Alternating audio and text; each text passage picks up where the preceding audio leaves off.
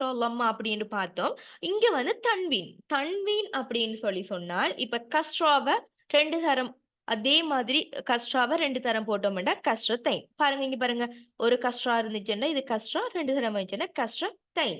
சரியா? அதே மாரி வந்து ஃபத்ஹா. ஃபத்ஹா வந்து 2 தைனம் வந்துச்சுன்னா, ஃபத்ஹத்தைன்.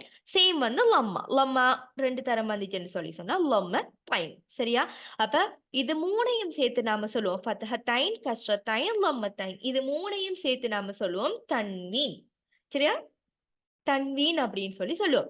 அப்ப நான் இந்த ஹரக்கத்துகள இன்னொரு தரம் சொல்றேன் பாருங்க. அடுத்த பேஜுக்கு போறேன். நல்லா கவனிச்சுக்கோங்க. கஸ்ரா, ஃபத்ஹா, லம்மா, சுக்கூன், ஷத்தா. ஷத்தா பில் கஸ்ர். அதாவது ஷத்தாவோட கஸ்ரா சேர்ந்து வந்தா எப்படி இருக்கும்? ஷத்தாவோட ஃபத்ஹா சேர்ந்து வந்தா எப்படி இருக்கும்? 2வது இமேஜ் பாருங்க. ஷத்தாவோட லம்மா சேர்ந்து வந்தால்